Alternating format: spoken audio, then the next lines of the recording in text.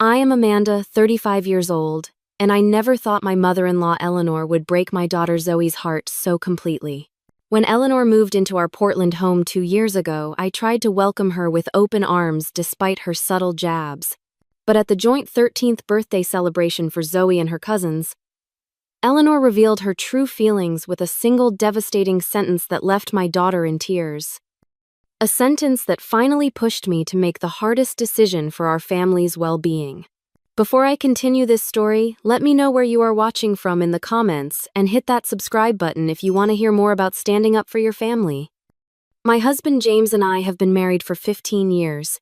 We met in college, fell in love quickly, and built our life together in Portland, Oregon.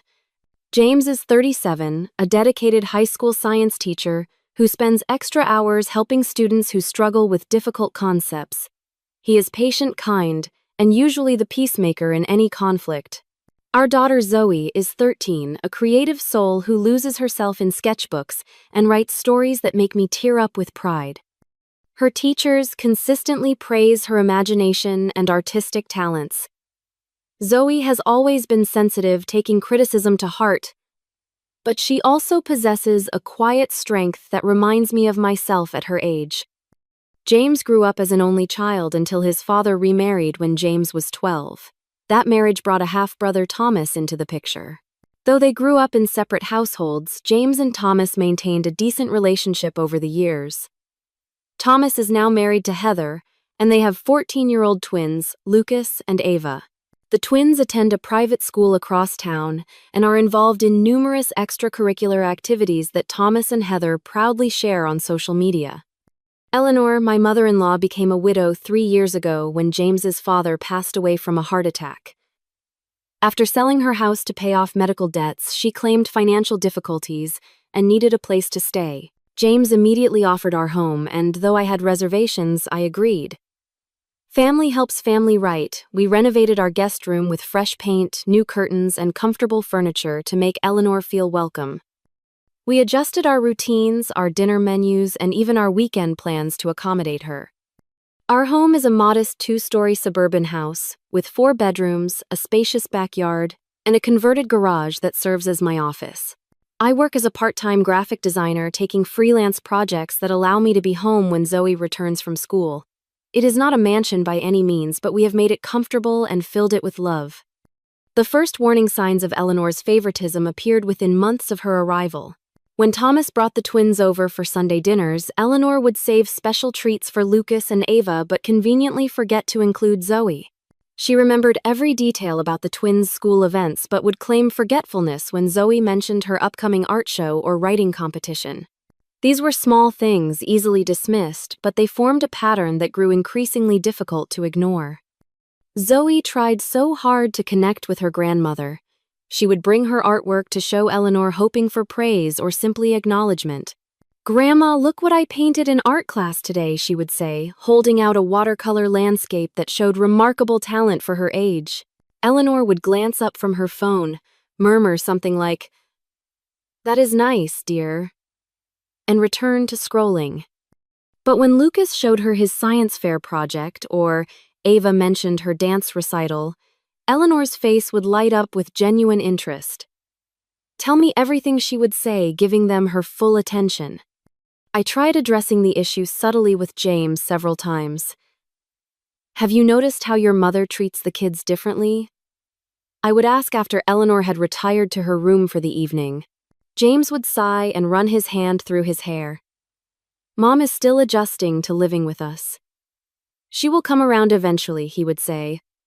Or, "You are reading too much into things. Mom just connects more easily with the twins because they are into sports like Dad was." I would let it drop, not wanting to create tension, but the knot in my stomach grew tighter with each dismissal. Financially, we were comfortable but careful with our money. James's teaching salary and my freelance work provided enough for our needs, but after helping Eleanor move in and covering some of her ongoing expenses, our savings had taken a hit. We were not struggling, but extravagant purchases required planning and budgeting. Eleanor contributed minimally to household expenses, claiming her Social Security barely covered her personal needs and medications. We never asked to see her financial statements, taking her word out of respect. Thomas and Heather, on the other hand, both worked high-paying corporate jobs.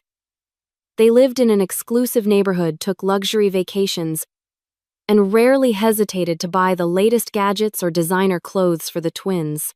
I never begrudged them their success, but I sometimes noticed Eleanor making comparisons that left Zoe feeling inadequate. "Lucas and Ava are going to Europe this summer," she would announce at dinner. "Is not it wonderful that Thomas can provide such cultural experiences for his children?" The implication that we were somehow failing Zoe by not matching these opportunities hung in the air, unspoken but palpable. Despite these undercurrents of tension, we maintained regular family gatherings. Monthly dinners, holiday celebrations, and casual weekend visits kept the extended family connected. Thomas and Heather were pleasant enough if somewhat preoccupied with their own achievements, and the twins were typical teenagers absorbed in their phones and friend dramas. Zoe often felt overshadowed in these gatherings but would find quiet corners to sketch or read occasionally, trying to engage her cousins in conversation with mixed success. As Eleanor's stay extended from months into years, the dynamic became our new normal. I learned to shield Zoe from the most hurtful comparisons. James continued to make excuses for his mother's behavior, and Eleanor settled comfortably into her role as the matriarch who subtly dictated the emotional temperature of our home. The delicate balance we maintained was precarious, but I believed we could manage it for James's sake, and, out of respect for family bonds, I had no idea that a single birthday celebration would shatter that balance completely and force us all to confront the truth we had been avoiding. By coincidence, Zoe and the twins all had birthdays within the same month. Zoe's fell on the 10th, Lucas and Ava's on the 25th. For years we had celebrated separately, but this year, with all three kids turning 13, Eleanor suggested a joint party. "It would be so much more efficient," she said one evening as we cleared the dinner table. "And the children are entering their teenage years. It should be special." James thought it was a great idea, and even I had to admit the practical benefits. One venue, one cake order, one set of decorations, and everyone in the family could attend without juggling multiple weekends.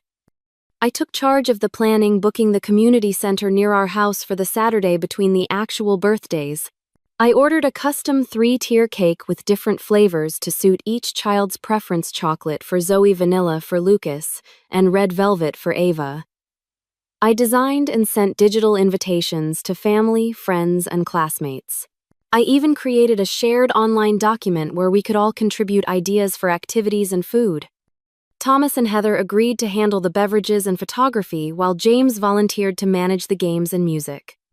Zoe was especially excited about finally becoming a real teenager. She had been waiting for this milestone, talking about it for months. "Mom, when I turn 13, can I redecorate my room?" "Nothing childish anymore," she asked one morning while getting ready for school. I agreed, and we spent evenings looking at paint samples and browsing online for affordable furniture that would transform her space from child to teen. She had also mentioned needing a new phone, as her old one was barely functioning with a cracked screen and battery that died by lunchtime. It was not a frivolous request, but something she genuinely needed for school projects and staying connected with friends. 2 weeks before the party, I took Eleanor shopping for decorations. We were comparing prices on streamers and balloons when she suddenly checked her watch and said, "I need to run a quick errand. I will meet you at the food court in an hour." I thought nothing of it until later that afternoon when I overheard her on the phone with Thomas. "Yes, I got them both. The newest model, just as we discussed. They are going to be so surprised," she said in a hushed tone that immediately piqued my curiosity. When she noticed me in the doorway, she quickly ended the call. "Just finalizing some birthday details with Thomas," she explained with a dismissive wave. That evening, during our family dinner, Zoe shared her birthday wish list. "I would really love some new art supplies, especially those professional colored pencils we saw at the art store. And maybe some books. And..." She hesitated before adding, "I know it is expensive, but my phone is really dying. Even a basic new one would be amazing." She looked hopefully around the table, especially at her grandmother. Eleanor barely glanced up from her plate. Art supplies. How nice, she said flatly. But minutes later, when James mentioned the twins' upcoming birthday, she perked up immediately. What are Lucas and Ava hoping for this year? Are they still into those video games? Or perhaps something more grown up now that they are turning 13? The enthusiasm in her voice was unmistakable, and I saw Zoe's face fall slightly. Before she masked her disappointment, James had been working extra summer school sessions specifically to afford good gifts for Zoe. I want to get her that phone, he told me late one night after Zoe had gone to bed. She deserves it, and she really needs it for school. I agreed, though I worried about the expense. We had been setting aside a little each month, and with the extra summer school money we could manage it, though it would be a stretch. Around this time, I had coffee with my friend Rachel, who listened patiently as I vented about the situation with Eleanor. It is like she does not see Zoe at all, I confided. Or worse, she sees her but has decided she is somehow less worthy of attention than the twins. Rachel, who had gone through similar issues with her own in-laws, suggested I start documenting the behavior. Not to create drama, she clarified, but to have concrete examples when you talk to James. Sometimes people do not see patterns until you lay them out clearly. The weekend before the party, Zoe and I spent a morning baking cookies for her class. As we mixed ingredients, she confided in me. Do you think Grandma will like the thank you card I made her? I spent extra time on the details. The hopeful look in her eyes broke my heart. Despite years of subtle rejection, she was still trying to win Eleanor's approval. It is beautiful, honey. Anyone would be lucky to receive such a thoughtful card, I said, carefully avoiding a direct promise about Eleanor's reaction. Meanwhile, Eleanor had become increasingly secretive, receiving packages that she quickly spirited away to her room. When questioned, she would say they were personal items or just some things Thomas asked me to keep for him. She began taking private phone calls in her room or outside on the porch, always ending them abruptly if anyone approached. Her behavior struck me as odd, but with the party planning consuming most of my attention, I did not press the issue. At dinner the night before the party, Eleanor dominated the conversation with stories about the twins. Lucas made the varsity soccer team as a freshman. Can you believe it? And Ava's dance instructor says she could try out for that prestigious summer program in New York. On and on she went, barely acknowledging Zoe's quiet mention of her own recent achievement being selected to display artwork in the school lobby. I noticed Zoe pushing food around her plate, her appetite diminished, but when I caught her eye, she forced a smile. I wanted to redirect the conversation to create space for Zoe to share her news, but Eleanor steamrolled every attempt. The day before the party was a flurry of activity. James and I took the afternoon off to decorate the community center. Zoe came straight from school to help carefully arranging the photo display I had created, showing all 3 children growing up through the years. Eleanor arrived late, carrying several shopping bags that she deposited in a back room without explanation. Just some last-minute surprises, she said when I inquired. Thomas and Heather dropped by briefly to check the setup, the twins trailing behind them, eyes glued to their phones, except when Eleanor called them over for hugs and exclamations over how tall they had grown. As we drove home that evening, exhausted but satisfied with our preparations, Zoe gazed out the window with a dreamy expression.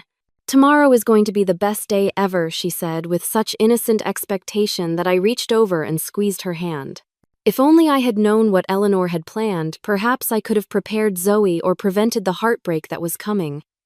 But in that moment, I shared my daughter's optimism and looked forward to celebrating this milestone with family and friends who loved her. The morning of the party dawned bright and clear, a perfect September Saturday. Zoe was up early, too excited to sleep. She had carefully selected her outfit the night before, a new teal dress that brought out the blue in her eyes, silver Converse sneakers, and the silver heart necklace James and I had given her on her actual birthday earlier that week. She spent extra time on her hair, trying a new braided style she had learned from a video tutorial. "How do I look, Mom?" she asked, twirling in front of me. "Absolutely beautiful," I answered truthfully. Every bit the teenager now. We arrived at the community center an hour before guests were due to arrive. James immediately began setting up the sound system, while Zoe and I put final touches on the decorations. We had transformed the plain room into a festive space with blue, purple, and silver balloons, twinkling fairy lights, and 3 large poster boards displaying photos of each birthday child. A long table held wrapped presents from our immediate family waiting for the gift opening ceremony later. Thomas and Heather arrived with the twins precisely at 2 o'clock.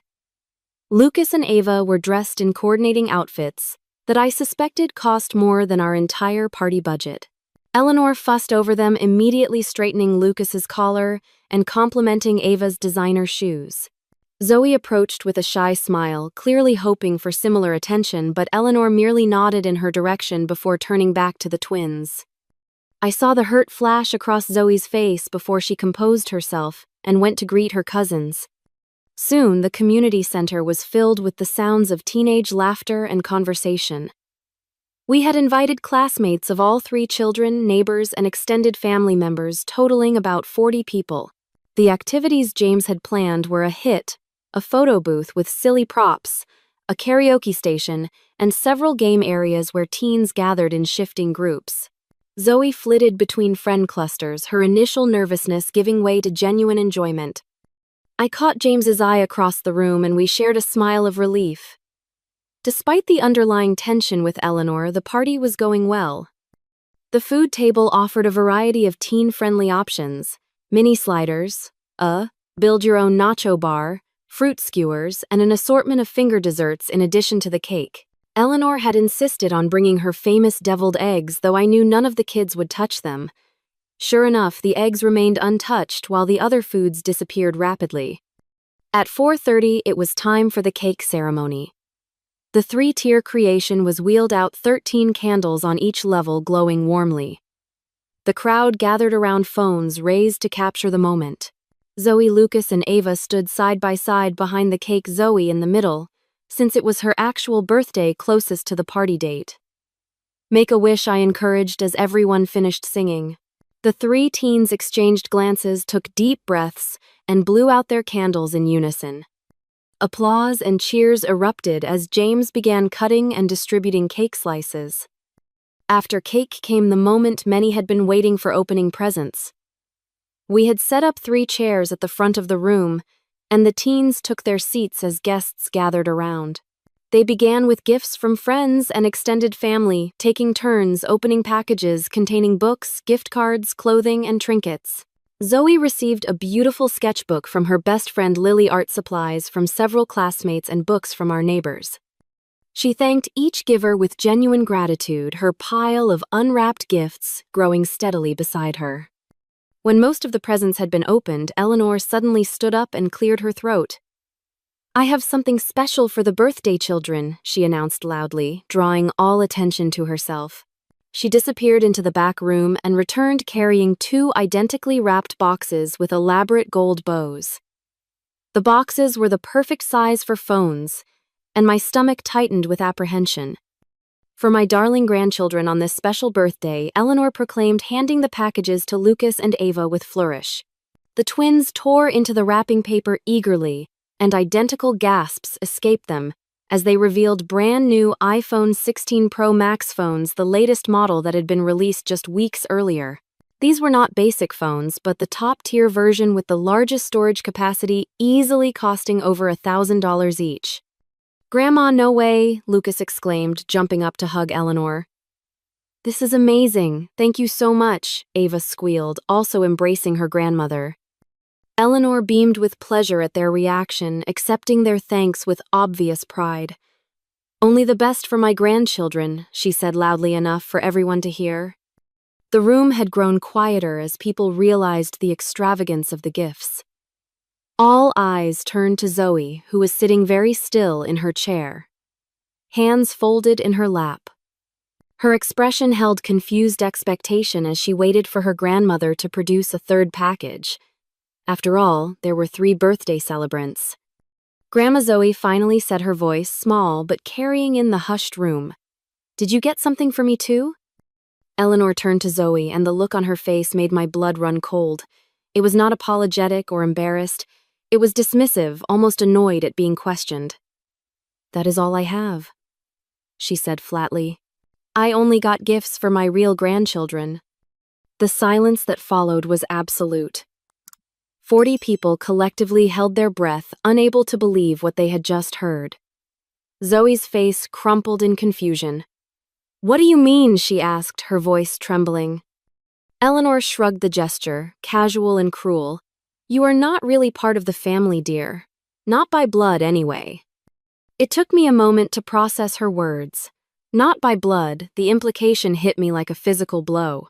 Eleanor was referring to the fact that Zoe was adopted, something we had never hidden but also never treated as making her any less our daughter. We had adopted her as an infant after years of fertility struggles, and she had been our beloved child from the moment she was placed in our arms. The fact that Eleanor would use this to exclude Zoe was beyond comprehension. Tears welled in Zoe's eyes and spilled down her cheeks. She stood up so quickly her chair tipped over backward, the crash startling in the stunned silence. Then she ran from the room, shoulders shaking with sobs. I immediately followed, pausing only long enough to shoot Eleanor a look that promised this was far from over. I found Zoe in the women's bathroom, huddled in the corner, knees drawn to her chest. Her carefully applied makeup was streaked with tears, her earlier joy completely extinguished. "Oh, sweetheart," I said, kneeling beside her and pulling her into my arms. She collapsed against me, her body heaving with sobs. "Why does she hate me, Mom?" she choked out between breaths. "What did I ever do to her?" "Nothing, baby." "You did nothing wrong," I assured her, stroking her hair. "Grandma is the one with the problem, not you. You are our daughter in every way that matters." After several minutes of holding her while she cried, I helped Zoe clean her face and fix her hair. "We can leave right now if you want," I offered, "or we can go back out there and show Grandma that her words cannot hurt you." It was unfair to ask a 13-year-old to be so strong, but I wanted to give her the choice. Zoe took a deep, shuddering breath. "I want to go home," she whispered, "but I should say goodbye to my friends first." When we returned to the main room, the atmosphere had completely changed. James was standing toe-to-toe with his mother, his face flushed with anger. I had rarely seen my husband truly angry, but there was no mistaking his fury now. "How could you say that to her?" he was demanding. "How could you be so cruel to a child, any child, let alone my daughter?" Eleanor stood with arms crossed, unrepentant. "I simply spoke the truth, James. The girl is adopted. She is not a blood relative. Lucas and Ava are my actual grandchildren." Thomas and Heather hovered nearby, clearly uncomfortable. The twins were showing off their new phones to friends, either oblivious to or intentionally ignoring the drama unfolding. Most of the other guests were gathering their belongings, eager to escape the tension. The party was effectively over. I guided Zoe around the edge of the room, helping her collect her gifts and say quick goodbyes to her closest friends. Lily, bless her heart, gave Zoe a fierce hug and whispered something that made Zoe give a watery smile. Other friends expressed support through touches on the arm or sympathetic glances. The drive home was filled with tense silence. Eleanor had come with us to the party, but Thomas offered to drive her back to our house later, clearly wanting to remove her from the immediate situation. James white-knuckled the steering wheel the entire way, occasionally glancing in the rearview mirror at Zoe, who stared out the window, emotionally exhausted. As we pulled into our driveway, I reached over and placed my hand on James's arm. "We need to talk about what happens next," I said quietly. He nodded, his expression grim. We both knew that everything had changed, and there was no going back to pretending all was well. Eleanor had shown her true colors in the cruelest possible way, and now we had to deal with the fallout. That evening, Zoe retreated to her room immediately after we arrived home, locking the door behind her. Despite my gentle knocking and offers of comfort food, she remained sequestered, only texting that she wanted to be alone. I respected her need for space while keeping an ear out for sounds of distress. James and I withdrew to our bedroom for a heated discussion about his mother. "I cannot believe she would say something so heartless," I said, pacing the floor, while James sat on the edge of our bed, head in his hands. "Actually, I can believe it. The signs have been there all along, but this was beyond anything I could have imagined." She is getting older, James said weakly. Maybe she did not mean it the way it sounded. I stopped pacing and stared at him incredulously. Are you serious right now? I only got gifts for my real grandchildren. You are not really part of the family. How exactly was she not meaning that the way it sounded, James? Please enlighten me. He sighed deeply, shoulders slumping. I know. It was inexcusable. She is my mother, Amanda. I have never seen her act like this before. Really, never. I challenged him. What about last Christmas when she gave the twins those expensive gaming systems and got Zoe a $5 journal from the dollar store? Or when she drove 2 hours to watch Lucas's baseball tournament but claimed she was too tired to attend Zoe's art show that was 10 minutes away? Or how about all the times she has forgotten Zoe's food preferences but remembers the twins' favorite snacks in detail? This has been happening for years, James. The only difference is that today she said the quiet part out loud. James was silent for a long moment, processing my words. I guess I did not want to see it, he finally admitted. It was easier to make excuses than to admit my mother could be so prejudiced. Around 11 o'clock, I heard soft crying from Zoe's room and knocked gently on her door. Sweetheart, can I come in? After a moment, the lock clicked and I entered to find her curled up on her bed, clutching the stuffed rabbit she had long ago claimed was too babyish but never quite got rid of. I sat beside her and stroked her hair, waiting for her to speak. Why does not Grandma love me, Mom? She finally asked the question, piercing my heart. Is it because I am not really yours? Listen to me, I said firmly, tilting her chin up to meet my eyes. You are really ours in every way that matters. Biology does not make a family, love does. Grandma is wrong, completely wrong. Her inability to see that says everything about her and nothing about you. Zoe nodded, but I could tell my words, though appreciated, could not fully heal the wound Eleanor had inflicted. We talked until she fell asleep, exhausted from the emotional day. I tucked the blanket around her and kissed her forehead before quietly leaving the room. The next morning, Eleanor acted as if nothing unusual had happened. She came downstairs for breakfast, complained that the coffee was too strong, and asked what was planned for the day, as if the previous day's party had been a complete success. James and I exchanged glances over our mugs, silently communicating that a confrontation was inevitable. Mom, James began setting down his coffee. We need to talk about what you said to Zoe yesterday. Eleanor waved her hand dismissively. Oh, is she still upset about that? Children are so sensitive these days. In my time, we learned to toughen up. You told my daughter she was not part of the family, James said, his voice low but intense. You deliberately excluded her while lavishing expensive gifts on her cousins. How exactly should she have toughened up about that? Eleanor sighed dramatically. I am sorry if feelings were hurt. That was not my intention. But facts are facts, James. The girl is adopted. Lucas and Ava are my blood relatives. Her name is Zoe, I interjected, unable to contain myself. Not the girl. Zoe. And she has been our daughter since she was 3 days old. Eleanor pursed her lips but said nothing further, and the conversation ended in a stalemate when Zoe came downstairs, eyes puffy from crying. Eleanor barely acknowledged her, busying herself with the newspaper, while Zoe silently ate a small bowl of cereal. Later that day, while doing laundry, I found a receipt in the pocket of Eleanor's slacks. It was from an electronics store showing the purchase of 2 iPhone 16 Pro Max phones, totaling over $2,500. The date on the receipt was 2 weeks earlier, confirming that this had been a premeditated decision, not a last-minute impulse. The discovery hit me like a punch to the gut. Eleanor had planned to exclude Zoe all along to publicly humiliate my child on her birthday. Even more disturbing was the realization that Eleanor clearly had substantial savings, despite claiming financial hardship as the reason for moving in with us. $2,500 for phones was not a small expense for someone supposedly struggling to make ends meet. How many other lies had she told us? Over the next few days, Zoe withdrew from family activities. She took meals in her room, claiming homework needs, and avoided the living room when Eleanor was present. She stopped sharing her artwork and fell silent during dinner on the rare occasions she joined us at the table. The vibrant, creative child who filled our home with stories and laughter had retreated into herself.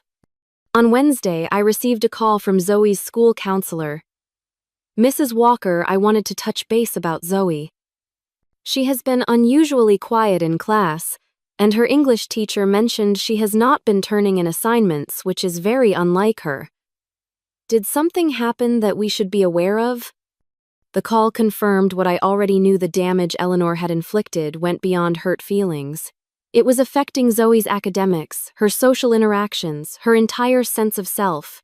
My anger, which had been simmering just below the surface, began to boil. That evening, I confronted Eleanor directly about the receipt. "You spent over $2,000 on phones for the twins, but could not get anything for Zoe. And all this time you have claimed you can barely afford your medications." Eleanor's face hardened. "My money is my business, Amanda. I can spend it how I choose. And I choose to spend it on my actual grandchildren. While living rent-free in our home," I pointed out, "eating food we buy, using utilities we pay for." "James invited me to live here," she countered. "If you have a problem with that arrangement, perhaps you should discuss it with your husband." James, who had been increasingly quiet as he processed his mother's true nature, was starting to see the situation more clearly. That night, he admitted, "I think Mom has been manipulating us, using her supposed financial problems to gain sympathy while hoarding her money for things she actually wants to spend on, like spoiling the twins." The tension in our household grew thicker by the day. Eleanor began making pointed comments about my parenting, my cooking, even my appearance. "No wonder Zoe is so sensitive with you coddling her constantly," she remarked during dinner. "Or perhaps if you spent more time teaching Zoe proper manners instead of encouraging all that art nonsense, she would fit in better with proper society." The final straw came 1 week after the party. Zoe had reluctantly joined us for dinner, pushing food around her plate, while Eleanor dominated the conversation with news about Thomas's recent promotion. When Zoe politely asked to be excused, Eleanor scoffed, running away again. "You are too sensitive, just like your mother. It is no wonder you struggle to be accepted." Zoe's eyes filled with tears as she fled the table. James immediately stood up, napkin thrown down. "That is enough, Mom. You have gone too far." Eleanor looked genuinely surprised at his reaction. "I was merely making an observation. The girl needs to develop a thicker skin if she is going to survive in this world." As James followed Zoe upstairs to comfort her, I remained at the table staring at my mother-in-law. A calm clarity descended over me. This woman was toxic, and she was poisoning our home, our family, and most importantly, my child's sense of self-worth. Something had to change, and it needed to happen immediately. That night, I could not sleep. I lay awake beside James, my mind racing through options and scenarios. Around 3 in the morning, I slipped out of bed and went downstairs to the kitchen, opening my laptop at the table. I spent hours researching emotional abuse, family boundaries, and the impact of toxic relationships on children's development. Everything I read confirmed what my heart already knew: allowing Eleanor to continue undermining Zoe's sense of belonging would cause long-term damage to my daughter's emotional well-being. When James came downstairs at 6:30, he found me still at the kitchen table, multiple browser tabs open and notes scribbled on a legal pad. "You have been up all night," he observed, concern etching his features. "James, we need to talk about your mother," I said directly. "This situation is not sustainable. The impact on Zoe is too severe." He nodded slowly, pouring himself coffee before joining me at the table. "I know. I have been thinking about it too. What she said at the party, and then again last night. It is inexcusable." "It is more than that," I pointed out. "This is a pattern of behavior that has been escalating for years. The party incident was just the most public and blatant example. If we do not act now, Zoe will internalize the message that she is somehow less worthy of love and belonging because she is adopted." James closed his eyes briefly, pain crossing his face. What do you suggest we do? Your mother needs to leave our home, I said firmly. I know she is your mother, and I know this is difficult, but our primary responsibility is to our daughter. To my relief, James did not argue. You are right, he admitted. I have been torn between loyalty to my mother and protecting Zoe. But seeing how much this is hurting our daughter, there is really no choice. Zoe has to come first. We spent the next hour outlining a plan. James would go to work as usual, not wanting to alert Eleanor to the coming confrontation. I would call in sick to my freelance job, explaining to my client that a family emergency had arisen. After Zoe left for school, I would have the necessary conversation with Eleanor. Before implementing our plan, I called my own mother for advice and support. Mom had always been a voice of reason in difficult situations, and today was no exception. You are doing the right thing, Amanda, she assured me. No child should feel unwelcome in their own home, especially by a grandparent who should be a source of unconditional love. Be firm but calm. This is about Zoe's well-being, not about punishing Eleanor, though God knows the woman deserves it. After ending the call, I waited until Eleanor left for her weekly grocery shopping trip. The temporary reprieve from her presence allowed me to gather my thoughts and prepare mentally for the confrontation ahead. I reflected on my own childhood experiences with my maternal grandmother, a critical woman who had made me feel constantly inadequate. I had vowed never to let Zoe experience that kind of emotional manipulation, yet here we were, with history repeating itself in my own home. At 11 o'clock, Eleanor returned with several shopping bags. I helped her unload groceries, making casual conversation about the weather and local news. Once everything was put away, I suggested we sit down with coffee. There is something important we need to discuss, I said, keeping my tone neutral. Eleanor followed me to the kitchen table, an expression of mild curiosity on her face. I placed a mug of coffee in front of her exactly as she liked it, with 1 sugar and a splash of cream. I took a seat across from her, hands wrapped around my own mug to stop them from shaking. Eleanor, I began calmly, I want to talk about what happened at the birthday party and the comments you have been making to Zoe. She rolled her eyes slightly. Are we still on that? I thought we had moved past it. No, we have not moved past it, I said firmly. What you said deeply hurt Zoe. Telling her she is not part of the family because she is adopted was cruel and untrue. I merely stated a fact, Eleanor replied, sipping her coffee. The girl is not biologically related to me. Lucas and Ava are. It is a simple matter of genetics. Zoe is our daughter in every way that matters, I countered. Family is about love and commitment, not just DNA.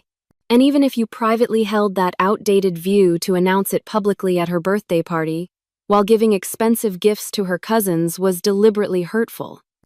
Eleanor's expression hardened. Children today are coddled too much. In my day, we learned to accept reality without all this emotional hand-holding. This is not about coddling, I said, my voice still controlled despite my rising anger. This is about basic respect and kindness, which you have consistently failed to show Zoe. Perhaps if you had raised her differently, she would not be so sensitive, Eleanor sniffed. Though, I suppose given her unknown background, certain tendencies are to be expected. I took a deep breath, counting silently to 5 before responding. What exactly do you mean by that? Eleanor leaned forward, apparently pleased to have provoked a reaction. Let us be honest, Amanda. I never thought James should have married you to begin with. You come from a completely different social background than our family. And then to adopt a child of unknown origin instead of continuing to try for a biological child, well, it was not what I would have advised. The mask had finally dropped completely. I stared at her, momentarily speechless at the naked prejudice in her words. Unknown origin. Zoe's adoption was fully documented and legal. We know her birth mother's medical history and background. Those other children have proper breeding. Eleanor continued, warming to her topic now that she had an audience. Good stock on both sides. Thomas married appropriately, and their children reflect that good judgment. It was as if a fog had lifted, revealing the full extent of Eleanor's classist, prejudiced worldview. All the subtle digs, the coincidental oversights, the lavish praise for the twins, contrasted with criticism for Zoe, suddenly made perfect sense. This was not just about adoption, but about Eleanor's perception of social class and appropriate family connections. "Your granddaughter is a kind, creative, intelligent person," I said, my voice now steely with controlled anger. "The fact that you cannot see her value because you are fixated on some outdated notion of breeding says everything about your character and nothing about hers." Eleanor's mouth tightened into a thin line. "I see James has failed to teach you proper respect for your elders. But then, given your background, perhaps that is to be expected." "My background," I repeated. "You mean my father being a firefighter and my mother a nurse? The people who taught me that character matters more than social status, who raised me to judge people by their actions, not their pedigree." "Precisely," Eleanor sniffed. "Perfectly respectable, I am sure, but hardly the sort of family James was raised to associate with. And now you are raising Zoe with the same common values." I took a moment to gather myself, recognizing that Eleanor was trying to provoke an emotional outburst that would allow her to dismiss my concerns. "Eleanor," I said, "finally, I am going to ask you directly.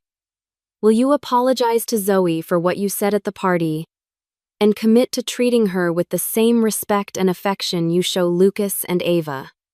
Eleanor's response was immediate and unapologetic. "I have nothing to apologize for. The truth may be uncomfortable, but that does not make it any less true. The girl is not my blood relative, and I am under no obligation to pretend otherwise." I nodded slowly, having received the answer I expected but still hoped against. I took a deep breath, steeling myself for what came next. "In that case, I need you to pack your things and leave our home. You have 24 hours. Eleanor's eyes widened in genuine shock. "Excuse me." "You have 24 hours to pack your belongings and find other accommodations," I repeated, my voice calm but firm. "This is not negotiable." "This is James's house too," she sputtered. "You cannot make this decision alone." "James and I have already discussed this," I informed her. "He agrees that your presence is harmful to Zoe, and that you need to leave." "This is absurd. Where am I supposed to go on such short notice?" "You have options," I said. "Thomas has a guest room. Or you could use some of that money you spent on iPhones to get a hotel until you find an apartment. The choice is yours, but either way, you will not be living here after tomorrow morning." Eleanor's face flushed with anger. "You cannot throw me out. I am an elderly woman." "You are a 67-year-old woman in excellent health who has been taking advantage of our hospitality while secretly hoarding money and emotionally abusing our daughter," I corrected her. "And yes, I absolutely can ask you to leave my home under those circumstances." Eleanor stood up abruptly. "James will hear about this," she threatened, reaching for her phone. "Yes, he will," I agreed calmly. "In fact, he is expecting your call." Eleanor immediately called James at school, her voice carrying through the kitchen as she gave her version of events. "Your wife has lost her mind, threatening to throw me out on the street. After everything I have done for this family." I continued calmly sipping my coffee, mentally preparing for the next phase of the confrontation. 20 minutes later, James walked through the front door, having left school early to address the situation. Eleanor rushed to him, relief evident on her face. "Thank goodness you are here," she said. "Amanda has been making ridiculous demands and threats. She seems to think she can evict me from your home with just 24 hours' notice." James looked from his mother to me, his expression serious. "Let us all sit down and talk this through," he suggested, leading us to the living room. Once seated, he turned to Eleanor. "Mom, Amanda told me about your conversation. Is it true that you said Zoe is not really family because she is adopted?" "I merely stated the obvious," Eleanor defended. "The girl is not my biological grandchild. I cannot be expected to feel the same connection to her as I do to Lucas and Ava." "And did you also say that Amanda comes from the wrong social background, and that Zoe has unknown origins and lacks proper breeding?" James continued, his voice hardening. Eleanor hesitated, perhaps realizing how her words sounded when repeated back to her. I might have expressed some concerns about maintaining certain family standards, she hedged. Every grandmother wants the best for her family line. James shook his head slowly. The best for our family would be having a grandmother who loves all her grandchildren equally and does not rank their worth based on biology or perceived social status. Eleanor's eyes filled with strategic tears. You are taking everything out of context, she whimpered. I am an old woman who occasionally speaks too directly. Surely you would not throw your own mother out over a misunderstanding. This is not a misunderstanding, James said firmly. This is a pattern of behavior that has been hurting Zoe for years. As her father, it is my job to protect her, even if that means making difficult decisions about family relationships. Seeing that her manipulation was not working on James, Eleanor switched tactics and called Thomas, presenting herself as the victim of an unreasonable daughter-in-law. Within an hour, Thomas and Heather had arrived to mediate the situation, and our living room became the setting for a tense family summit. Let me get this straight, Thomas said after hearing both sides. You are kicking Mom out because she bought phones for my kids, but not for Zoe. No, I clarified. We are asking Eleanor to leave because she publicly humiliated Zoe by announcing she is not really family because she is adopted and has continued to make hurtful comments that undermine Zoe's sense of belonging and self-worth. Thomas looked uncomfortable, glancing at his mother. Mom, did you really say that? I might have expressed myself poorly, Eleanor admitted, dabbing at her eyes with a tissue. But I never meant to hurt anyone. You know how much I love all my grandchildren. Actually, that is the problem, James interjected. You do not love all your grandchildren. You consistently favor Lucas and Ava while treating Zoe as an afterthought at best and an interloper at worst. Heather, who had been silent until now, suddenly spoke up. Eleanor, I have noticed it too, she said quietly. The way you talk about the kids is very different. You praise everything Lucas and Ava do, but you rarely acknowledge Zoe's achievements. Thomas looked surprised at his wife's intervention, but Eleanor was indignant. So now everyone is ganging up on me. After everything I have done for this family? What exactly have you done? Mom, James asked. You have lived rent-free in our home for 2 years, contributed minimally to household expenses, claiming financial hardship, all while apparently having enough savings to spend thousands on gifts for the twins. The conversation continued in circles, with Eleanor alternating between defensive justifications and tearful appeals to family loyalty. Thomas initially tried to defend his mother, but gradually came to understand the gravity of the situation as more details emerged.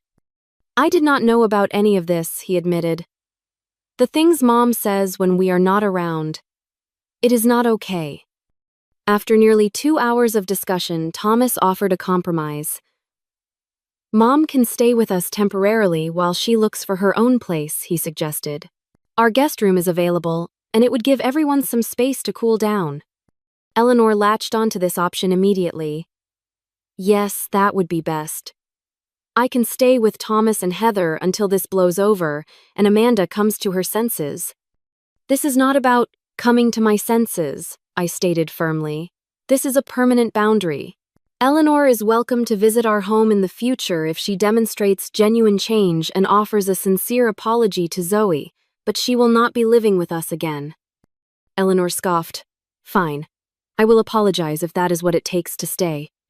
No, James said, surprising everyone with his firmness. A forced apology under duress is meaningless. This is not about saying the right words to get what you want. This is about genuinely recognizing that your behavior has been harmful and making real changes.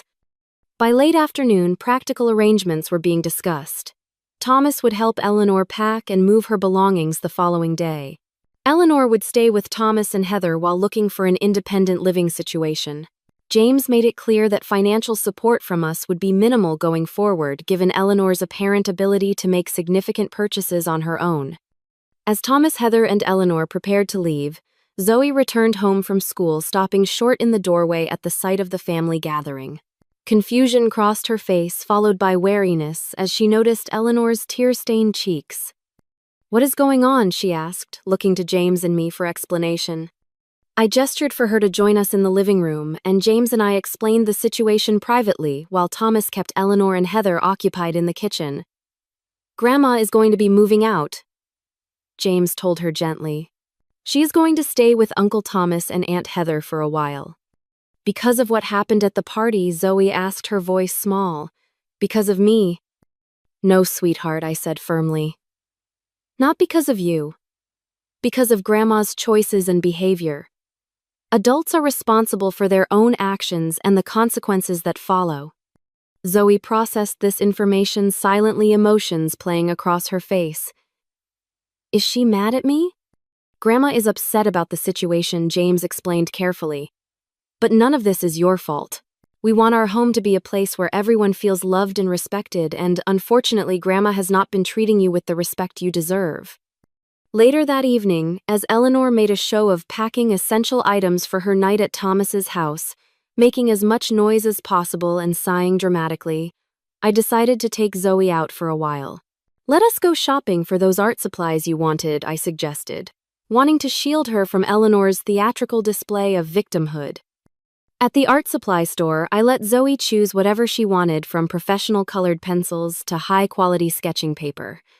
As we sat at an ice cream shop afterward, I took the opportunity to reinforce some important truths. "You know that family is not about blood, right?" I said, watching her methodically arrange her ice cream toppings. "It is about love and commitment and showing up for each other every day." Zoe nodded slowly. "I know. It just hurts that Grandma does not see it that way. Some people, especially from older generations, have very rigid ideas about what makes a family," I explained. "But those ideas are outdated and frankly wrong. You are our daughter in every way that matters, and nothing anyone says can change that." Zoe was quiet for a moment, stirring her ice cream thoughtfully. "Do you think Grandma will ever change her mind about me?" I considered my answer carefully, wanting to be honest without crushing her hope entirely. "I do not know, sweetheart. People can change if they want to, but they have to recognize there is a problem first. What I do know is that we are not going to let anyone make you feel less valued or less loved, even if that person is family." As we drove home, Zoe seemed lighter somehow, as if a burden had been lifted. The process of healing was just beginning, but this first step, removing the source of ongoing hurt from our daily lives, already seemed to be having a positive effect. The next morning, tension hung in the air as Eleanor prepared for her final departure. Thomas arrived at 9 o'clock to help with her remaining belongings, bringing his SUV to transport her numerous boxes and suitcases. James had taken the day off work to oversee the process and provide moral support for Zoe, who remained subdued, but appeared more relaxed than she had in weeks. Breakfast was a stilted affair, with Eleanor picking at her food and making pointed comments about being cast out and abandonment in old age. James remained firm but respectful, refusing to engage with her attempts to trigger guilt. Zoe ate quickly and excused herself to get ready for school, clearly wanting to avoid a difficult goodbye. Before leaving, Zoe hesitantly approached her grandmother in the hallway. Despite everything, she was attempting to be the bigger person, a gesture that filled me with pride. "Goodbye, Grandma," she said softly. "I hope you will be comfortable at Uncle Thomas's house." Eleanor's response was cool, her lips pressed into a thin line. "Goodbye, Zoe," she said, with no term of endearment, no embrace, no sign of remorse. Even in this final moment, she could not bring herself to show warmth to the child she had hurt so deeply. Zoe's shoulders drooped slightly, but she lifted her chin and walked out the door to catch her bus dignity intact. James had a final conversation with his mother in the privacy of the guest room that had been her home for 2 years. I did not overhear their exchange, but when he emerged, his eyes were red-rimmed, but his posture was resolute. "She still does not really get it," he told me quietly. "She sees herself as the victim in all this. But I made it clear that our priority has to be Zoe, and that any future relationship depends on her ability to respect our daughter." At 11 o'clock, Thomas closed the trunk of his SUV on the last of Eleanor's possessions. There were awkward handshakes and stiff hugs, promises to talk soon that everyone knew would be difficult to fulfill, at least initially. And then Eleanor was in the passenger seat, face set in an expression of martyred suffering, and Thomas was driving away the car, disappearing around the corner of our street. James, standing beside me on the porch, let out a long breath. I never imagined it would come to this, he admitted, having to choose between my mother and my daughter. I squeezed his hand. You did not choose between them. Your mother forced that choice through her own actions. You simply protected Zoe, which is exactly what a good father should do.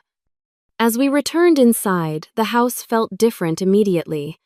It was as if a heaviness had lifted, an invisible cloud of tension dissipating now that its source had departed. I realized how much energy we had all been expending navigating around Eleanor's moods and prejudices, how careful we had become in our own home to avoid triggering her disapproval. That evening we had our first dinner as just the three of us in 2 years. No one commented on the empty chair, but conversation flowed more easily. Laughter returned to our table, and Zoe volunteered information about her day without being prompted, a small but significant change. After dinner, James sat with Zoe on the couch, his arm around her shoulders. I owe you an apology, he said seriously. I should have recognized what was happening sooner. I should have protected you better. Zoe leaned against him. It is okay, Dad. Grandma is your mom. It is complicated. Being complicated does not excuse hurting someone you love, James replied. I want you to know that you are the most important person in the world to your mom and me. We chose you. We wanted you. And nothing, absolutely nothing, makes you any less our daughter than if you had grown in your mom's belly. That weekend, we made a point of doing something special together as a family. We drove to the coast, spent the day building sandcastles and collecting shells, and had dinner at a small seafood restaurant overlooking the ocean. It was nothing extravagant, but it was a deliberate investment in reconnecting, in rebuilding the sense of security and belonging that had been damaged. Over the following weeks, we learned that Eleanor had moved into Thomas and Heather's guest room, a situation that was already causing some strain. Thomas called James occasionally, sometimes to vent about their mother's difficult behavior, sometimes to report small improvements in her attitude. Heather had apparently had several frank conversations with Eleanor about her treatment of Zoe, which Eleanor received with varying degrees of defensiveness. For our part, we maintained limited contact with clear boundaries.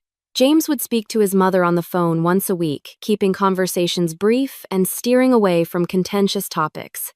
Zoe was not asked to participate in these calls, though the door was left open for her to do so if she ever wanted to.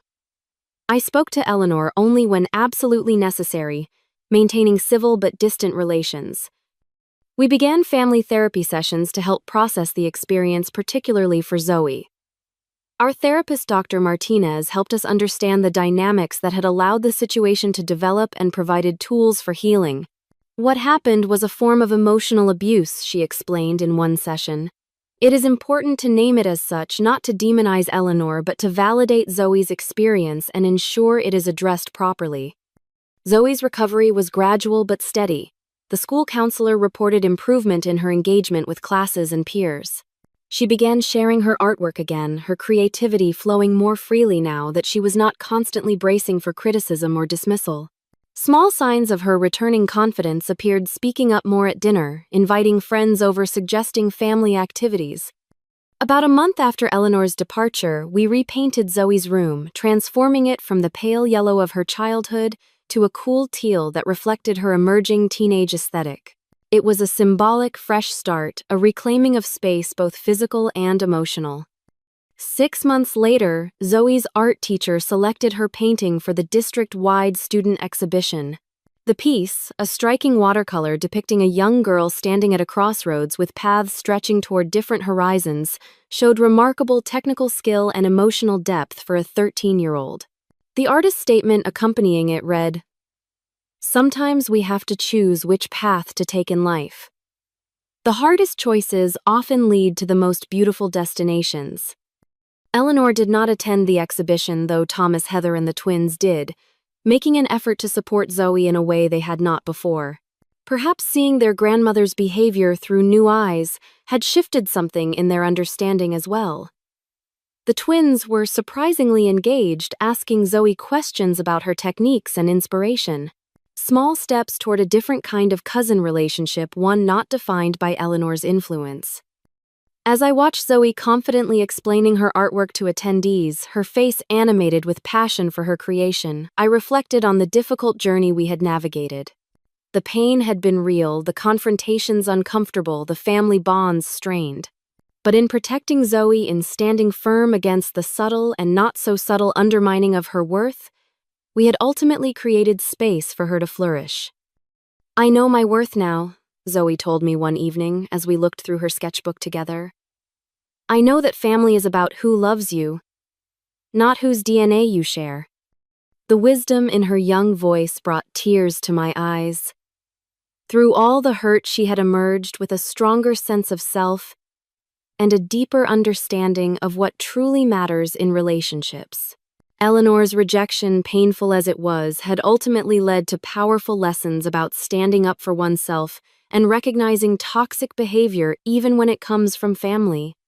Our story does not have a neat fairy tale ending.